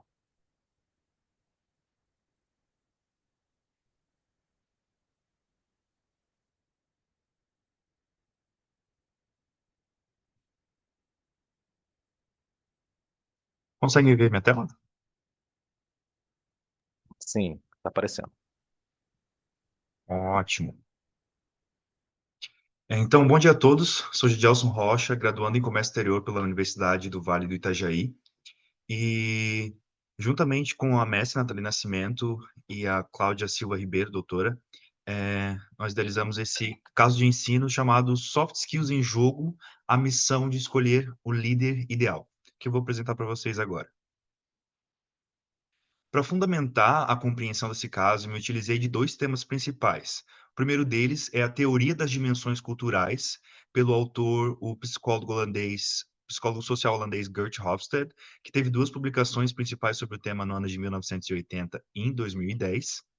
E também o segundo tema, Soft Skills, pela autora brasileira Lucedília Antunes, que teve uma publicação principal que eu utilizei do ano de 2021. E dando uma breve introdução sobre esses temas, a teoria das dimensões culturais, um tema que eu gostei muito de aprender sobre ele e desenvolver esse trabalho sobre, ela analisa como os valores culturais, eles influenciam o comportamento no ambiente de trabalho. E é amplamente utilizado hoje em negócios internacionais, essa teoria. Já soft skills são habilidades comportamentais e interpessoais, estão ligadas à inteligência emocional, comunicação, liderança, empatia, e elas são fundamentais hoje em dia em ambientes multiculturais e de alta complexidade. Agora eu vou estar explicando para vocês um pouco mais da estrutura do caso de ensino. Como eu falei, o nome é Soft Skills em Jogo, a missão é escolher o líder ideal.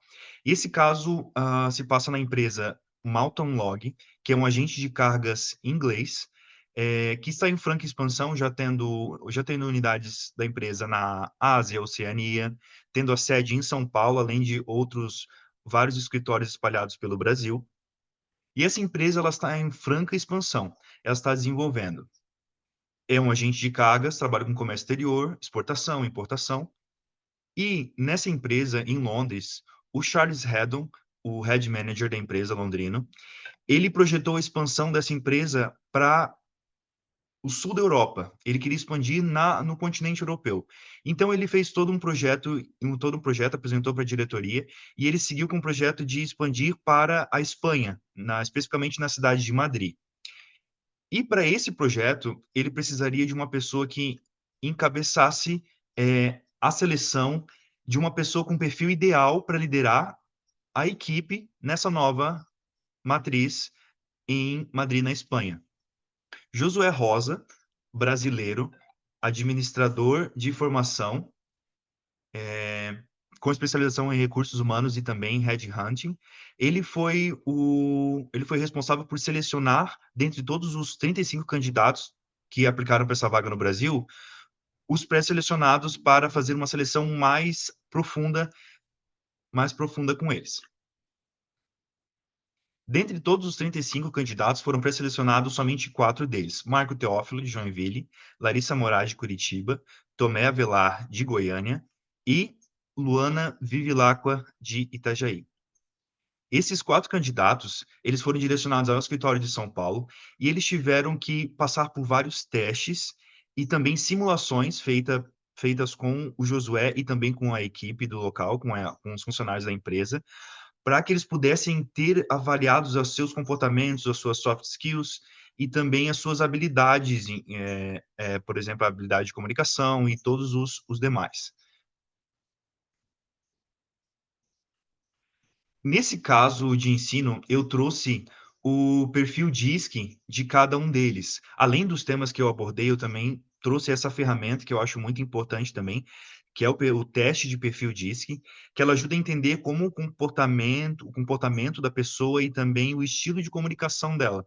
Então, eu criei os 4 personagens do perfil DISC de cada um e compartilhei com os alunos no dia da aplicação, além também do currículo fictício de cada um desses personagens para os alunos.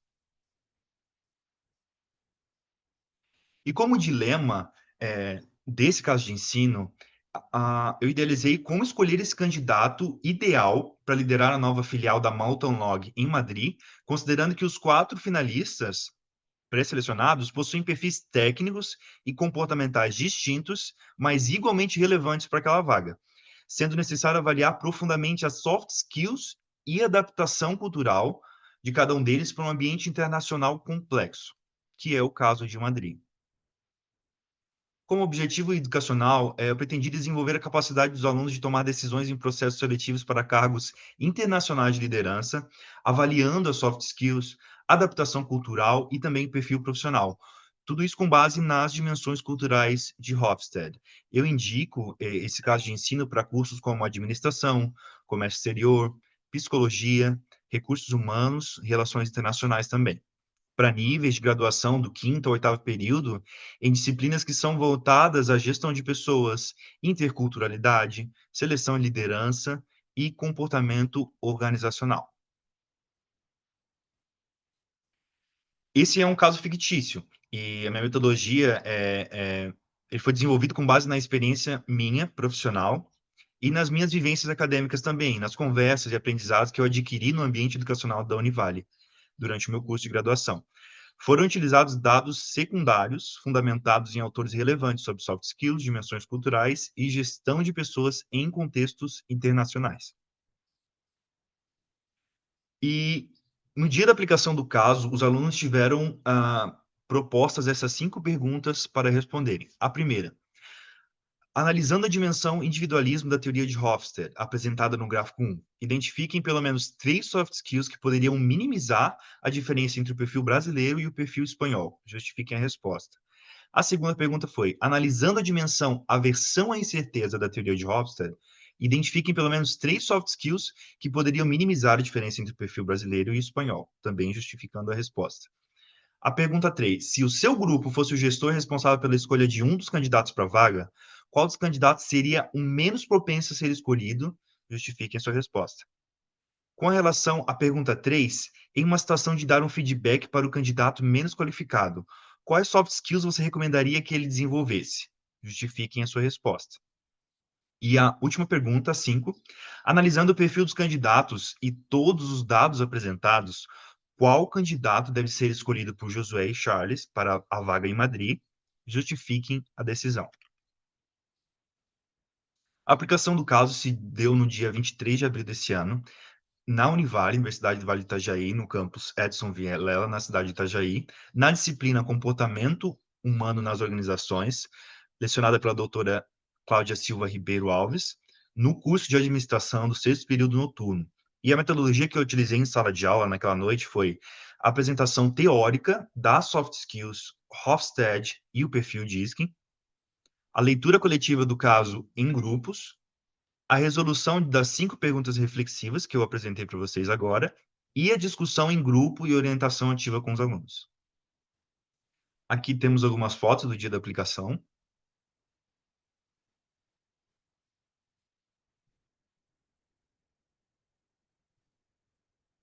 E o plano de aula que eu me utilizei foi, eu indico a abertura e apresentação da dinâmica, 10 minutos para isso, onde o professor inicia a aula explicando a dinâmica da noite, apresentando o nome do caso em gestão e seus objetivos.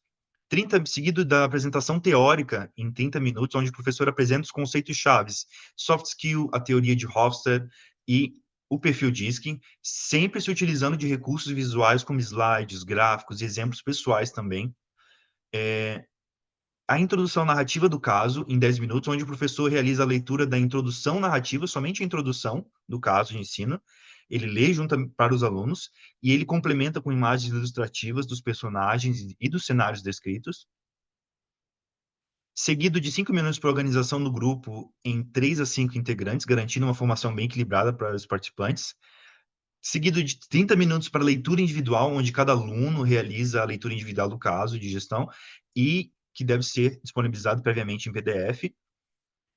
15 minutos de intervalo opcional, seguido de 15 minutos onde o professor projeta as perguntas reflexivas para os alunos na tela, explicando cada uma delas, e em seguida ele abre espaço para as dúvidas, e após isso se inicia o momento da discussão e elaboração das respostas pelos grupos, onde eles têm 50 minutos para discutir coletivamente as perguntas que foram projetadas e utilizar os fundamentos teóricos aprendidos em sala de aula, na matéria, na disciplina que eles estão cursando, e também os fundamentos teóricos que foram apresentados naquela mesma noite, e o professor acompanha os grupos, esclarecendo dúvidas e observando o engajamento dos estudantes com a atividade.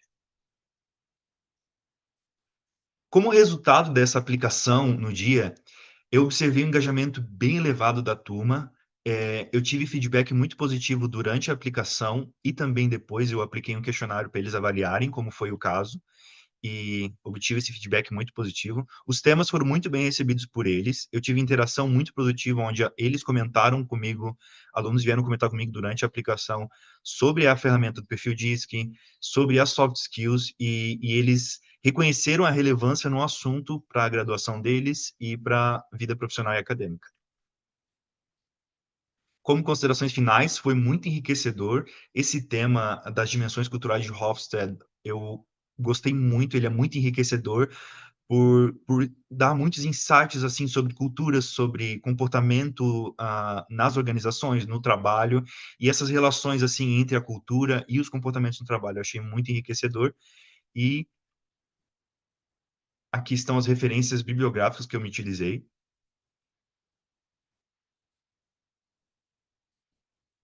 E é isso. Agradeço e estou aberto a perguntas e comentários. Muito obrigado, então, Gidelson. Muito obrigado também, professora Nathalie, né, pela apresentação desse caso. Também um caso importante, né? Trouxe aí uma situação internacional. Vou abrir, então, comentários aqui da professora Flávia, né? E os demais colegas, se quiserem comentar também, fiquem à vontade. Bom, Gedielson, né? Isso mesmo. Tá, desculpa. Bom, Gedielson, primeiro, parabéns. O caso além de interessante, eu achei essa ideia, que ela nem estava muito clara aqui na descrição do caso, de entregar os currículos como um material, um apêndice. Eu acho que minha sugestão é, quando for submeter esse caso, o currículo ocupa espaço, né, das publicações, e aí eles reclamam. Mas pode ter um link, sabe? Ter um link, você colocar num repositório e dizer, olha, os professores que quiserem podem utilizar esse material dos currículos como material de apoio, porque, de fato, assim, o principal objetivo de um caso de ensino é você tirar o aluno de uma situação hipotética, aonde ele fica avaliando sempre na terceira pessoa, o executivo vai ter essa dificuldade, o fulano vai ter isso, a empresa, principalmente vira tudo assim, não, que a empresa deveria fazer isso. O caso, ele tem a grande riqueza de colocar o aluno no lugar do tomador de decisão. É até por isso que na introdução do caso a gente começa apresentando o protagonista, sabe? Porque para dizer para o aluno, ó, você vai tá no papel do Tomás, no caso lá do Paulo, né? Agora eu esqueci o nome do teu, peraí que eu volto aqui. Isso que eu tinha anotado aqui. Josué? Josué, do Josué. Então, assim, você se coloca ali, você convida o aluno para dizer, ó, você está no lugar do Josué. Tá? E aí, quando você tem ali de fato que escolher, entre esses quatro, você está calçando ali as dores, vestindo a roupa do Josué de fato. Algumas sugestões de ordem da estrutura. Não começa o caso dizendo, nesse caso de gestão de pessoas e carreiras, não.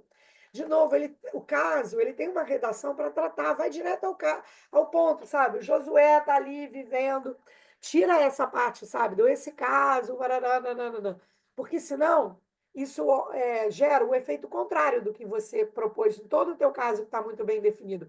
O aluno entende que isso é um problema de outro, não é o meu. Quando você apresenta, olha, o Josué está aqui, está vivendo esse dilema, estão aqui os currículos do Josué, meu amigo, você agora é o Josué. Isso gera um engajamento ainda melhor, porque é óbvio que a dinâmica toda, que o seu caso ia gerar muito engajamento, porque essa dinâmica que você preparou usando os currículos, ela é muito interessante de fato. Tá? Mas isso melhora ainda e aumenta a possibilidade, né, também do caso estar estruturado como ele tem que ser para a publicação. Tá?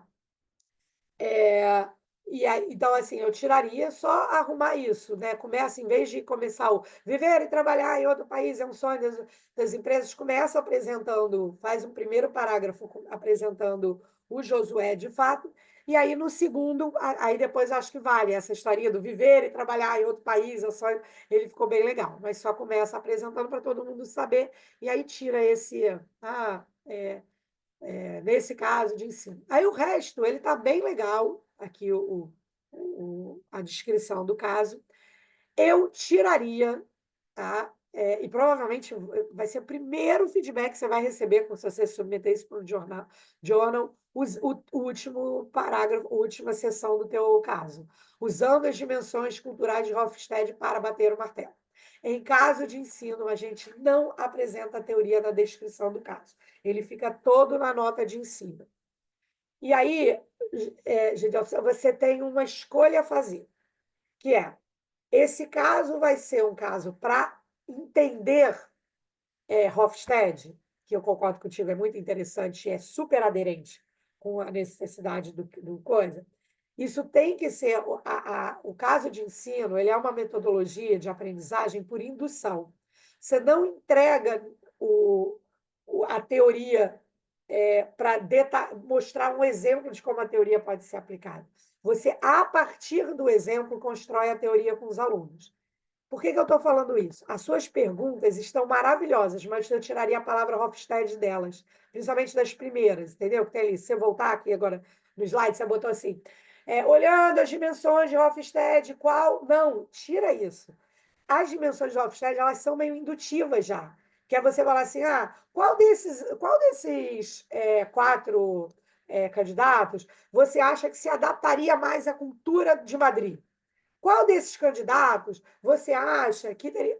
E aí, no final, ao debater tudo isso, as dimensões do Hofstede vão aflorar. E você vai dizer, olha, tem uma teoria que fala exatamente isso que a gente está trabalhando aqui. Porque é como se fosse assim, a discussão do caso, os alunos fazem com o conhecimento que eles têm do caso, das situações do caso. A teoria é o professor que vai apresentando. Então, o professor está falando, está vendo isso aqui que vocês estão discutindo? É a primeira dimensão do Hofstede. É isso. Aí você vai debater isso. Olha, isso aqui é a segunda dimensão lá do Hofstede. Então, é isso. Então, eu tiraria para tornar a pergunta mais indutiva. Porque, de novo, são filigramas que eu acho que você pode ajeitar para o caso ficar super, super possível de ser apresentado. Tá? Aí, agora que eu vi que aqui no final do caso até tem as fichas, né? Mas já com as fichas já com o perfil de cada um deles no Hofstede, que o professor pode criar, mas eu não entregaria isso para o aluno, para a descrição do caso, entendeu? Para a descrição do caso, eu entregaria o currículo das 4 pessoas, porque aí é a matéria-prima que você tem quando você está dentro de uma empresa e tem que tomar decisão. Você está com o currículo e a partir do currículo você vai dizer, eu vou avaliar. Aí eu faria como se fosse esse caso, 2 momentos. Você apresenta a teoria do Hofstede, aí no final, como fechamento, agora que a gente já sabe essas 4 dimensões, vamos criar essas avaliações. Vamos construir esses gráficos, que é o que você constrói aqui no final, da dominância, da influência, da estabilidade e da conformidade. Entendeu? Então, eu faria a discussão e no fechamento, agora que a gente entendeu e se envolveu, entendeu o que é cada uma dessas dimensões, a gente pode fazer o fechamento dizendo qual dos 4. Porque eu até faria uma coisa interessante que você colocou aqui. Primeira pergunta é, quem vocês escolheriam? Aí os alunos vão ter escolhido lá, cada grupo o seu. Aí você vai fazer toda a discussão. No final, você vai descobrir que muitos grupos vão ter mudado de opinião. Ou seja, para mostrar para os alunos como a teoria ajuda a gente a tomar melhores decisões, sabe? Então, eu esconderia o Hofstede no início para o aluno não usar para propositalmente ele errar. Porque quanto mais alguém errar e no final falar assim, putz, grila, eu escolheria errado se eu não usasse a teoria, mais a gente está explicando para o aluno o quanto a teoria pode ajudar ele a tomar uma decisão correta. Seria interessante fazer essa divisão em sessões mesmo. Fazer primeiro a pergunta, eles responderem, e daí, em conjunto, trazer a resposta e trazer um pouco mais a teoria. Interessante É. mesmo. Tá? Mas eu faria esse ajuste no material para tirar essa parte de apresentar o Hofstede no final. Não se apresenta, até porque, de novo, igual o caso do Paulo, você tem muito diálogo, e isso é muito rico para um caso, porque isso traz a dimensão humana, das discussões ali das pessoas. O caso está cronologicamente super bem recortado. Eu só faria esse ajuste na introdução e tiraria esse último parágrafo. E aí, nas perguntas, faria tiraria a palavra Hofstede da pergunta, sabe? Para o professor apresentar o Hofstede. É isso. Muito bem, professor. Muito Mas obrigado mais uma parabéns. vez. É porque, Muito pessoal, obrigado. eu falo que o mais difícil de dar feedback é para os grupos da Univale e para os grupos da UFPB, né? Porque o professor Anielson, professora Anete, Gustavo, essa galera faz um. É, Eu botei aqui no chat, pessoal, o o título do Uhum. livro da professora Silvia Reis, que é o livro que eu gosto muito. É um livro fininho, assim, não é caro, e é um livro bem interessante, que é bem didático em explicar como construir um caso. Então, eu tinha prometido na minha fala para o Walter. E tem aqui o link já do livro do professor Nielsen, que justamente, se não me engano, o prefácio do livro é assinado pela professora Anete. Uhum. Muito bem, obrigado, professor. Ontem eu estava numa sessão aqui também, né, apresentando trabalho com o professor Gustavo, né, e percebi realmente que o pessoal da Univale, eles têm, né, essa essência também de construção de casas para ensino, né, professor Gustavo Belling. Então, Isso. e hoje as contribuições da senhora têm me auxiliado também a compreender muito sobre esse universo da construção de casas, né. Muito bem. Passando aqui, antes um rápido comentário antes de chamar o Pedro aqui, né? Que eu gosto muito desses casos que são dialogados, assim, né? Com essas travessões, que a gente pode trabalhar ele também com uma técnica de dramatização na aula, né? Chamo alguns alunos ali para interpretar as personagens e o pessoal faz o caso em cima, né? Muito bom, acho Paulo, bacana isso.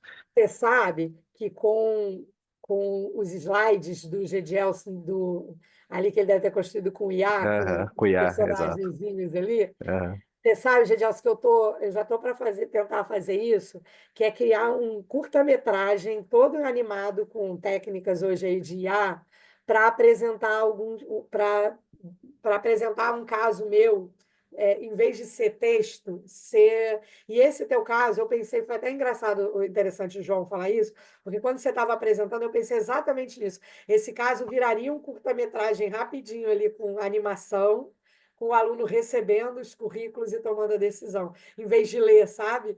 O Porque engraçado, o engraçado é que essa era a minha ideia inicial. Eu iria fazer um vídeo, um curta-metragem sobre esse tema, mas eu então, acabei voltando mais para essa área de imagens mesmo.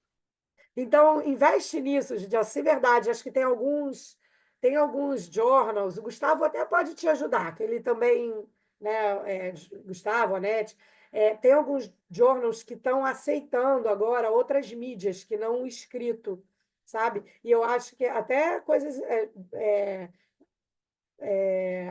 bases internacionais, sabe? Mesmo em português, mesmo estando em português, ou dá até para traduzir, porque se for animado, dá para fazer a tradução ali. Investe nisso, porque eu acho que esse teu caso vai ficar muito legal fazendo isso, muito legal mesmo. Exatamente. Muito bem, vamos chamar agora o Pedro, né, para a nossa última apresentação do dia. Vai trazer para a gente o caso para ensino entre a tendência e a prudência, a gestão de imagem de um Instituto Federal na era da IA generativa, né? Então, possivelmente vamos ver mais IA eh, aparecendo aqui. Fica à vontade, Pedro, se quiser compartilhar sua tela. Bom Nós dia, deixa estamos eu chegando já compartilhar aqui. no limite aqui do nosso horário, né? Só pedir para a gente já não ultrapassar tanto. Fica à vontade aí, Pedro. Tranquilo. Isso, Pedro, fica à vontade. Então, agora são 9h17, tá? Então, se estiver muito apertadinho, eu vou te chamando aqui para falar sobre o tempo, tá? Certo, só confirme para mim, por favor, se está aparecendo na tela. Tá aparecendo, tá aparecendo. Ah, porque não aparece aqui para mim, deixa eu colocar aqui. Se... Tá. Bom, então bom dia a todos, pessoal. É, o meu tema foi Entre a Tendência e a Prudência, a gestão de imagem do Instituto Federal na era da IA generativa. Eu sou atualmente faço doutorado em administração na Universidade Federal da Paraíba e fiz esse caso juntamente com meu colega José Fabrício de Andrade, que também é doutorando em administração na UFPB. Eu tive esse contato recentemente com o modelo de caso de ensino, com uma disciplina específica que nós temos lá na UFPB, que trata de caso de ensino, e gostei bastante do formato, da forma de como se monta um caso de ensino, por isso que eu montei uma história que espero que vocês se interessem. Então, só a contextualização do tema, ele se passa no Instituto Federal da Bahia, mas no caso do caso de ensino, eu identifico ele como Instituto Federal do Nordeste, para não ficar muito explícito aonde se passa. Ele aconteceu em maio de 2025 e o setor é o de comunicação. A minha protagonista é a Maria, que ela assume a diretoria de comunicação institucional de forma recente na instituição, e ela enfrenta alguns desafios, né, ao chegar nesse cargo, que é o baixo engajamento digital das publicações do Instituto no Instagram e a falta de recursos e limites legais de impulsionamento. Então, quando ela assume a comunicação, que ela enfrenta alguns desafios, algumas demandas, principalmente demandas sobre o processos seletivos, né? O Instituto Federal é um instituto onde ele é, tem ensino, pesquisa, extensão, oferece cursos, desde cursos técnicos até cursos de nível superior, graduação, mestrado, doutorado. Então, ele tem um perfil bem variado, né? Então, de estudantes de 13, 14 anos até estudantes de 80, 90 anos, e tem um grande desafio de fortalecer a comunicação, que hoje, basicamente, ela está muito presente nas mídias sociais, nas redes sociais, no Instagram, especialmente.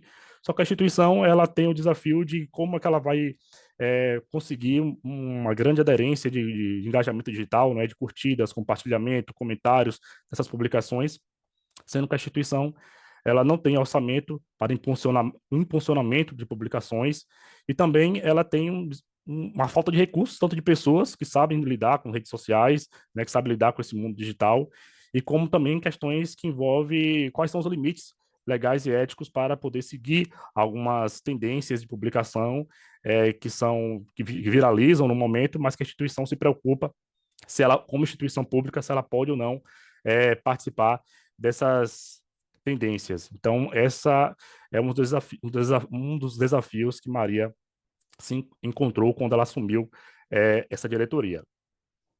Então, como tudo começou, né? Era uma tarde de sexta-feira e o cansaço já se fazia aí visível nos rostos da equipe de comunicação, que basicamente é de mulheres, depois de uma semana intensa de demandas. Foi nesse clima de esgotamento que Maria notou um burburinho diferente. Alguns colegas estavam mergulhados em uma discussão acalorada sobre o uso da inteligência artificial para acelerar o processo de entrega de uma campanha de processo seletivo. Então, eles já estavam com um prazo apertado, né? Sempre muitos prazos apertados no setor de comunicação, vocês têm que fazer uma entrega rápida das questões. O pessoal preocupado que as últimas publicações, os últimos processos seletivos não teve uma demanda muito grande. Então, a gente enfrenta também esse desafio de como trazer os novos alunos, né, nesse contexto que a gente disputa, a instituição federal disputa também com um grande leque de universidades privadas. Né? Hoje, o fato de você ser público já não é tão um atrativo assim, a gente tem que conquistar aluno também na base da divulgação. E o pessoal questionou, né, no setor, levantou a discussão de utilizar a IA para acelerar o processo e conseguir também engajar com os novos públicos aí nas redes sociais. Então, o caso, após essa discussão, traz alguns personagens, que a principal personagem é a Maria, que é a chefe do setor, que ela ainda não tem uma posição firme sobre o uso de IA, e ela tenta tomar decisões pautadas na legalidade e coerência institucional. Nós temos a Joana, que é já uma jornalista experiente, que ela é crítica ao uso da IA, ela teme a violação dos direitos autorais e a desvalorização do trabalho humano. Nós temos a Sandra, uma servidora aí com mais tempo de instituição, que ela já usa a IA com moderação, mas ela também é preocupada com uma falta de capacitação e diretrizes claras sobre o uso da IA.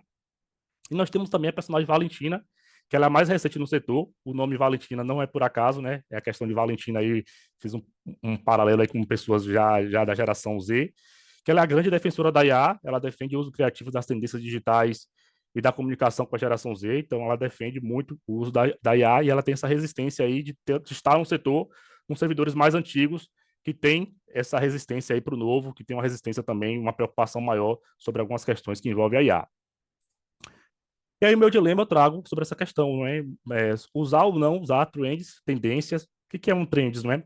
É um meme, é uma publicação que viraliza, muitas vezes viraliza de forma muito rápida, um dia, pode levar alguns dias, pode levar meses, né? E geradas por IA em ambientes institucionais públicos diante dos possíveis riscos éticos e legais envolvidos.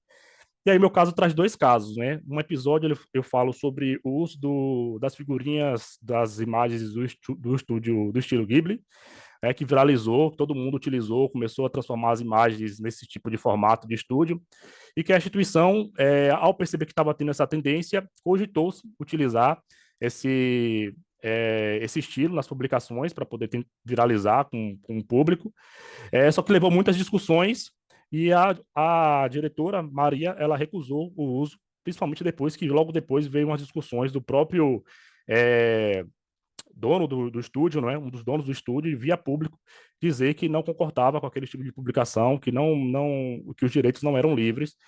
Então, a Maria, ela rejeitou esse estilo de publicação.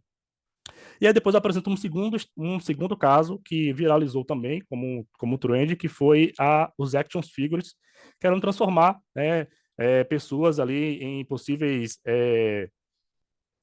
estilos de profissões, onde tinha ali a imagem com quais são as ferramentas que ele utilizava, tal, e viralizou bastante.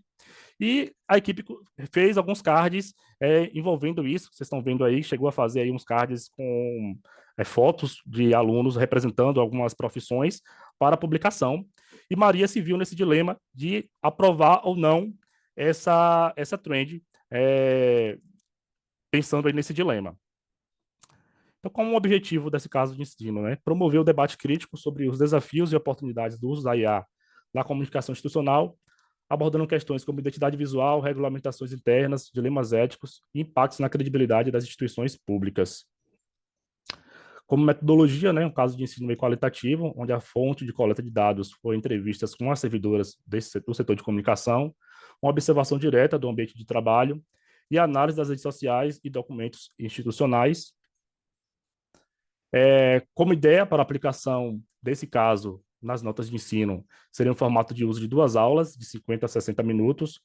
E quais seriam as etapas? Primeiro, teria uma leitura prévia individual do caso e perguntas de reflexão, e debates em grupos, onde cada grupo representaria um personagem. Então, nós teríamos uma personagem Joana, que é a personagem mais ética, digamos assim, a personagem Valentina, que é a personagem que representaria a inovação, que representaria o contexto de mudança. Teria a personagem de Sandra, que é uma personagem que representaria um equilíbrio, uma ponderação ela usa, mas ela quer usar com responsabilidade. E teria o grupo que seria a de Maria, que representaria a liderança, que ouviria as opiniões de cada grupo e teria que tomar a decisão final de tomada de decisão. Ela teria a apresentação e mediação do professor, simulando, então, uma tomada de decisão, como se fosse realmente algo do formato teatral, né? E teria uma reflexão final escrita, onde os alunos teriam que escrever o que aprenderam sobre gestão, ética e IA. Como disciplinas sugeridas para o uso do caso, eu sugeri marketing, ética, comportamento organizacional, administração pública e gestão de pessoas. Então, após essa dinâmica passando anteriormente, né, teria algumas discussões que seriam essas. Quais os principais riscos e benefícios do uso da inteligência artificial em campanhas de comunicação institucional, conforme ilustrado no caso. Como o setor de comunicação institucional do Instituto pode equilibrar a busca por inovação, como o uso da IA, com a responsabilidade ética e legal, especialmente no que tange a direitos autorais e apropriação estética. A adoção de tendências impulsionadas pela IA pode, de fato, enfraquecer ou fortalecer a imagem de instituições públicas. E você, no lugar de Maria, aprovaria ou não a publicação dos personagens estilo action figure guiados com IA? Por quê? Então, como possíveis contribuições após essas reflexões, seria identificar a complexidade do tema da IA na comunicação, que vai além das ferramentas e envolve aspectos éticos, legais, organizacionais e de imagem, compreender que não há respostas fáceis para dilemas tecnológicos e que a tomada de decisão exige ponderação de múltiplos fatores e diferentes perspectivas, desenvolver empatia pelas diferentes perspectivas dentro de uma equipe, né, entusiastas, céticos, ponderados, ao vivenciarem seus papéis, propor soluções criativas e responsáveis para o uso da IA em futuras atuações profissionais e refletir sobre a necessidade de contínuo aprendizado e atualização sobre tecnologias emergentes e suas implicações. Então, como reflexão final, que o caso traz, você, no lugar de Maria, que ouviu atentamente todos os pontos de vista, a proposta dos Action Figures parecia promissora para aumentar o engajamento e modernizar a imagem do Instituto, especialmente com o apoio de outros órgãos oficiais. Mas os riscos eram pertinentes. Poderia haver impacto negativo na imagem institucional, ser uma inovação positiva ou um passo arriscado. E aqui eu encerro, trazendo algumas referências bibliográficas. E obrigado. Muito obrigado, Pedro. Novamente, também um tema muito aderente com a realidade, né, com o nosso contexto atual, que trouxe muitas implicações em vários níveis aqui. Aqui em Uberlândia nós tivemos também um pepininho relacionado a esse tema, né, que você apresentou, né, sobre o uso, né, das ferramentas de IA. Bom, para a gente não adiantar muito aqui, né, não se prolongar muito, já passo a palavra aqui para a professora Flávia, né, para que ela possa fazer as contribuições dela a esse caso, Pedro. Muito obrigado. Peço só para você tirar o compartilhamento de tela, Pedro, por favor? Certo.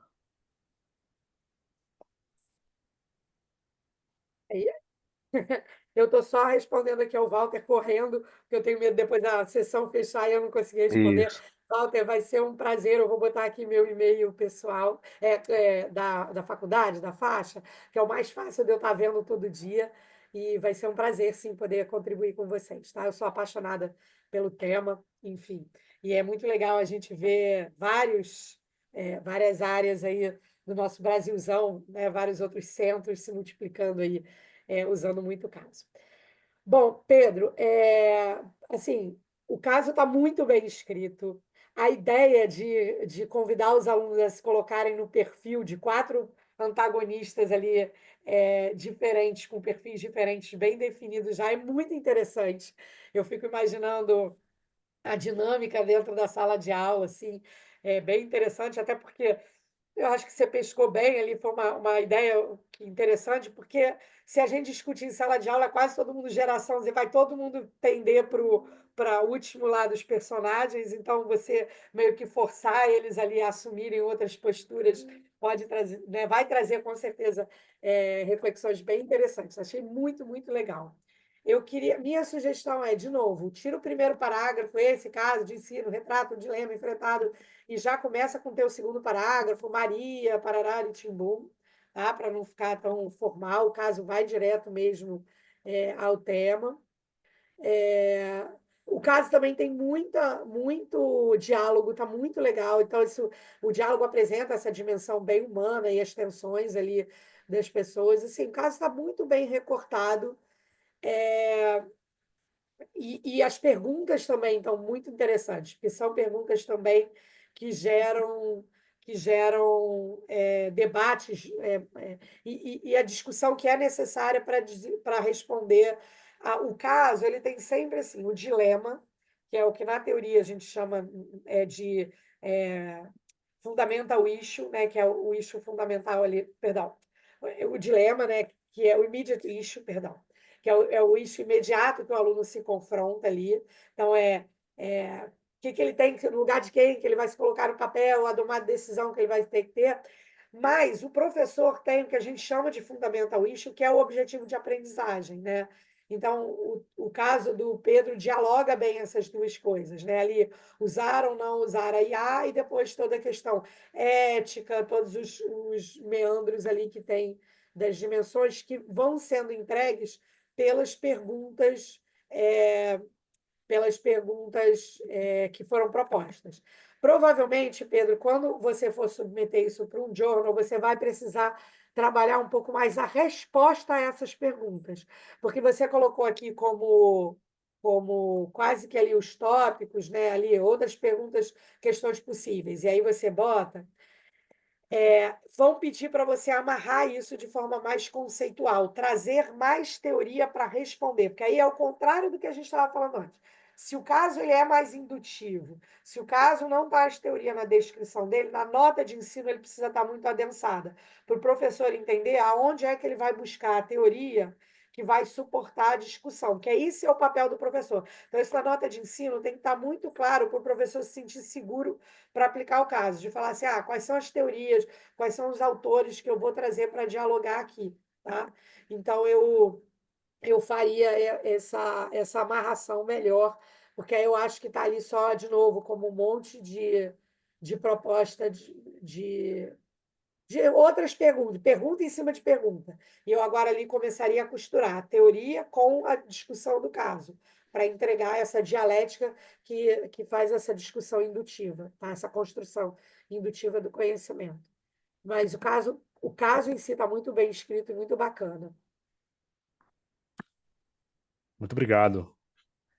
Excelentes contribuições aí. Muito bem. Alguém quer fazer mais alguma rápida contribuição para a gente poder já encerrar a nossa sessão? Pode dizer, João, que tem coisa que só muda de endereço, né? Meu É, conterrâneo aí, o baiano, né? Pedro. também. Isso. Os meus Qual é o problemas. instituto, cara? Oi? Qual é o instituto? Instituto Federal da Bahia. Salvador mesmo, né? Isso. Ah, legal. Pois é. Gostei Oi, bastante do seu caso também. Eu também passo muito por isso aqui também, em relação à marca aqui, é sempre um desafio. vou É. botar meu contato aqui e mando um e-mail depois. Um abração. Ô, Pronto, Pedro, valeu. você fez tá fazendo doutorado na UFPB e trabalha na Bahia, é isso? É porque aqui o instituto que eu trabalho aqui na Bahia fez um convênio com a UFPB, De então Inter. é um dia inter. E aí os professores vêm para cá, para Salvador, dão aula aqui. Só fiz o estágio docente lá na Paraíba. Ah, legal, bacana. Bacana. Valeu. Muito bem, então, pessoal. Então, agradeço a todos pela presença aqui. É, dando os últimos recados paroquiais aqui, né? Estou colocando no chat aqui novamente o link, né, para avaliação dessa sessão. Acho que foi uma sessão muito produtiva. Agradeço a todos que estiveram aqui presentes com esses trabalhos que, com certeza, né, enriquecem essa área aqui de casos de ensino. A professora Flávia deu uma verdadeira aula para a gente aqui com as suas contribuições, né, que não se restringiram apenas à análise dos casos em si, né, mas, claro, todo o panorama geral para a construção do bom caso de ensino. Enquanto o pessoal apresentava aqui, eu vou sempre olhando aqui, né, os trabalhos, os currículos, né, para a gente poder ver como a gente pode contribuir, né. Já baixei aqui a dissertação de mestrado da professora Flávia, daqui a pouco vou ler também a tese de doutorado, né, para a gente poder cada vez mais ampliar, né, esse raio de participação e, claro, né, o conhecimento que a gente tem sobre casos de ensino, tá? Então, eu peço que avalie, então, essa sessão, principalmente para que essa modalidade online ela possa cada vez mais continuar crescendo e possibilitando, né, o que a gente teve hoje, né, norte a sul do Brasil participando aqui, né, nosso Walter da Unir, né, lá em Rondônia, né, o nosso colega aqui, o Pedro da Bahia, o pessoal, a Nathalie, né, o Gedielson do Sul, né, de Santa Catarina, a professora Flávia aqui do Rio de Janeiro, né, o Paulo fugiu o nome aqui, deixa eu pegar o nome dela rapidinho aqui, a Maraim, né, de São Paulo e eu aqui de Uberlândia, né, então veja como essa modalidade tecnológica permite, né, que nós possamos reunir áreas tão díspares do Brasil, né, realidades tão distintas, mas que de uma forma ou de outra acabam se unindo pelas questões paradigmais, né, que nós temos na administração. Muito obrigado a todos, É isso. então. Novamente, em nome da coordenação do 28º SEMEAD, agradeço a participação de todos aqui e declaramos encerrada essa sessão. Desejamos a todos um bom evento, né, um bom dia e que possam aproveitar essa semana. Grande abraço a Foi todos. ótimo, pessoal, estarmos juntos. Um Valeu, prazer pessoal. aí. Obrigado. Tchau, Até pessoal. mais. Tchau, Obrigada. tchau. Um Valeu, prazer. turma. Tchau, tchau. Grande abraço. Obrigada pelas contribuições. Até.